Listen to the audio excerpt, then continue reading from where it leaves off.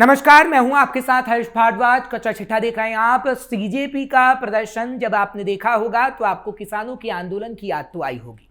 उस आंदोलन के शुरुआती दिनों में किसानों की मांगे केंद्र से थी, लेकिन धीरे धीरे कुछ अराजक तत्वों की मौजूदगी ने पूरे आंदोलन की छवि पर सवाल खड़े कर दिए थे। इस प्रदर्शन में भी कुछ वैसा ही पैटर्न देखने को मिला था। वहीं बड़ी संख्या में मौजूद प्रदर्शनकारियों के बीच कुछ ऐसे लोग भी शामिल थे जो माहौल को तनावपूर्ण बनाने की कोशिश कर रहे थे, जिसकी एक एक तस्वीर आपके सामने होगी। क्योंकि उनकी गतिविधियों की वजह से आंदोलन ने अलग ही रूप ले लिया। 20 जुलाई को करीब 30,000 लोग सड़कों पर आ गए थे। इसी दौरान कुछ उपद्रवी तत्वों ने पथराव किया, जिसके बाद पुलिस ने आंसू गैस के गोले छोड़े और हालात तनावपूर्ण बन गए। हालांकि इस झड़प में कई पुलिसकर्मी घायल हुए और छात्र के घायल होने की तस्वीर भी सामने आई। 21 जुलाई को जंतर मंतर पर दोपहर करीब 2 बजे तक हल्की बारिश के बीच घटनास्थल पर लगभग 300 से 400 लोग ही मौजूद थे। लेकिन शाम करीब 5 बजे तक तस्वीर पूरी तरीके से बदल चुकी थी और देखते ही देखते 10,000 से ज्यादा लोगों की भीड़ जमा हो गई। यह सिलसिला 25 जुलाई तक जारी रहा और लोगों की भीड़ बढ़ती रही। इन दिनों प्रदर्शन में मौजूद छात्रों के साथ साथ कुछ ऐसे लोग भी दिखाई दिए जो बार बार मीडिया और पुलिस को निशाना बना रहे थे, मीडिया और पुलिस पर पत्थरबाजी कर रहे थे। ऐसा लग रहा था मानो उनका मकसद प्रदर्शन की मूल मांगों से ज्यादा माहौल को भड़काना हो। नकाबपोश लोगों ने पुलिस पर किया हमला। 25 जुलाई को धर्मेंद्र प्रधान के इस्तीफे की मांग को लेकर टॉय मार्ग पर कवरेज के दौरान हमने अपनी आंखों से कुछ ऐसे नकाबपोश लोगों को देखा जो छात्रों की आड़ लेकर दिल्ली पुलिस पर हमला करने की कोशिश कर रहे थे। वो लगातार छात्रों को उकसा रहे थे ताकि टकराव बढ़े और स्थिति नियंत्रण से बाहर हो जाए।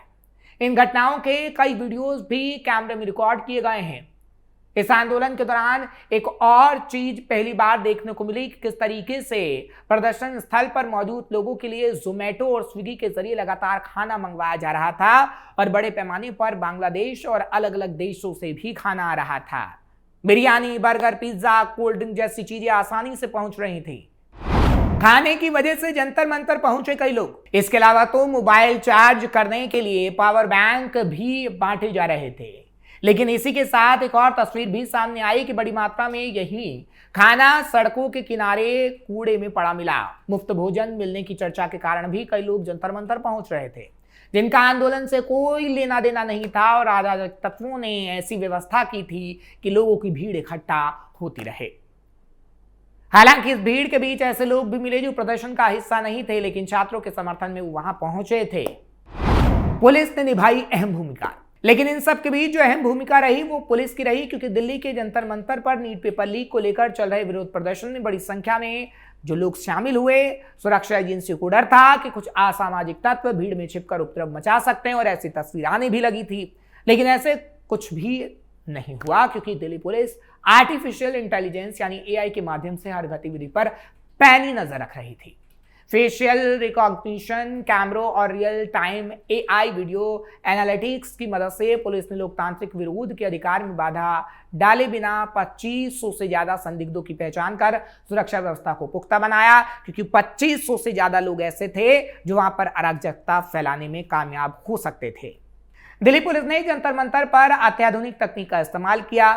हाईटेक निगरानी संभव हो सकी इसी के जरिए, क्योंकि एआई से लैस निगरानी प्रणालियों का एक बड़ा नेटवर्क पुलिस ने तैनात किया था।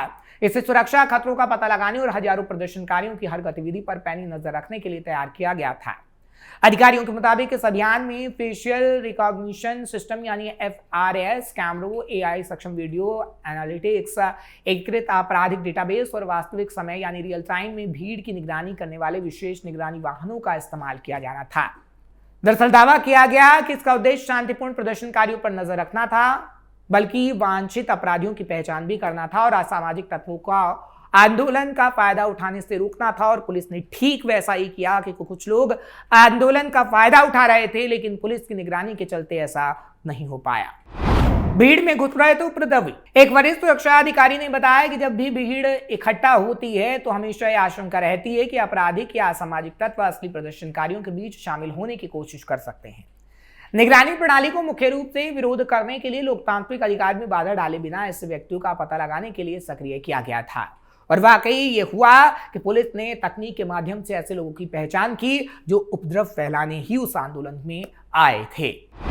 निगरानी नेटवर्क ने संभाला मोर्चा। अधिकारियों की तरफ से बताया गया कि जंतर मंतर के आसपास के रणनीतिक प्रवेश और निकास द्वारों पर हाई रिजोल्यूशन फेशियल रिकॉग्निशन कैमरे लगाए गए थे। केवल फुटेज रिकॉर्ड करने वाले पारंपरिक सीसीटीवी कैमरों के विपरीत ये सिस्टम लगातार चेहरों की तस्वीरें लेते और पुलिस डेटाबेस से उसका मिलान करते, जिसमें घोषित अपराधियों, भगोड़ों, वांछित अपराधियों और हिस्ट्री शीटरों के रिकॉर्ड शामिल रहते।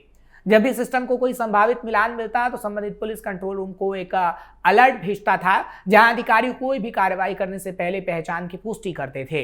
अधिकारियों ने इस बात पर जोर दिया कि अंतिम निर्णय में हमेशा इंसानी सत्यापन यानी वेरिफिकेशन शामिल होता है। सुरक्षा एजेंसियों का दावा है कि निगरानी अभियान के दौरान फेशियल रिकॉग्निशन सिस्टम के जरिए 2500 से ज्यादा संदिग्धों की पहचान की गई, जो कि आंदोलन में घूम रहे थे और अराजकता फैलाने की कोशिश कर रहे थे, जिसमें से कई लोगों का पुराना आपराधिक रिकॉर्ड पाया गया। 360 डिग्री कैमरों से लैस विशेष निगरानी। इतना ही नहीं, फेशियल रिकॉग्निशन कैमरों के अलावा अधिकारियों ने 360 डिग्री कैमरों से लैस विशेष निगरानी वाहन भी तैनात किए, जो बड़े इलाके में भीड़ की आवाजाही पर नजर रखने में सक्षम थे। इन मोबाइल कमांड सेंटरों ने पुलिस मुख्यालय को लाइव वीडियो फीड भेजने के साथ साथ एआई संचालित एनालिटिक्स के जरिए फुटेज की भी जांच की। अधिकारियों ने बताया कि इंटेलिजेंस सर्विलांस प्लेटफॉर्म भीड़ के असामान्य व्यवहार की खुद पहचान कर सकते हैं, लावारिस वस्तुओं का पता भी लगा सकते हैं, भीड़ के अचानक होने वाली हलचल पर नजर रख सकते हैं और सुरक्षा मानकों का उल्लंघन होने पर ऑपरेटरों को अलर्ट तक भेज सकते हैं। सोशल मीडिया प्रोफाइल की जांच। वहीं निगरानी का यह अभियान विरोध स्थल पर लगे कैमरों तक ही सीमित नहीं रहा। सुरक्षा व्यवस्था से जुड़े अधिकारियों ने बताया कि लाइव सर्विलांस फीड को crime and criminal tracking network and system से जोड़ा गया था, जिससे जांचकर्ता को देश भर की पुलिस द्वारा बनाए गए आपराधिक रिकॉर्ड तक तुरंत पहुंच मिल गई। कई महानगरीय पुलिस संस्थानों ने अपने निगरानी प्लेटफॉर्म को national automated fingerprint identification system से भी जोड़ा, जिसने जांच के दौरान डिजिटल पहचान क्षमताओं को काफी मजबूत किया। अधिकारियों ने कहा कि एकीकृत प्लेटफॉर्म पुलिसकर्मियों को पारंपरिक मैनुअल तरीके की तुलना में बहुत तेजी से पहचान सत्यापित यानी वेरिफिकेशन करने में मदद करते हैं और कानून प्रवर्तन एजेंसियों के बीच समन्वय में सुधार लाते हैं। इसके साथ ही जांचकर्ता सार्वजनिक रूप से उपलब्ध सोशल मीडिया सामग्री पर भी नजर रख सकते थे कि सोशल मीडिया पर कोई ऐसी सामग्री तो नहीं डाली जा रही जो लोगों को भड़काने का काम करती है, गलत सूचना देने का काम करती है, हिंसा फैलाने में कहीं ना कहीं अहम भूमिका निभाती है।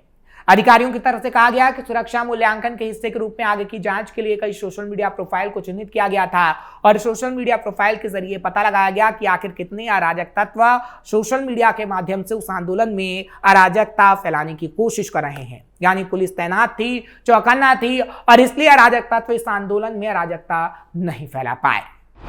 एआई बना भारत में पुलिस व्यवस्था का अहम हिस्सा। वहीं आधुनिक एआई संचालित वीडियो एनालिटिक्स उन कामों को आसानी से कर सकता है जिसके लिए पहले बड़ी संख्या में पुलिसकर्मियों की जरूरत होती थी।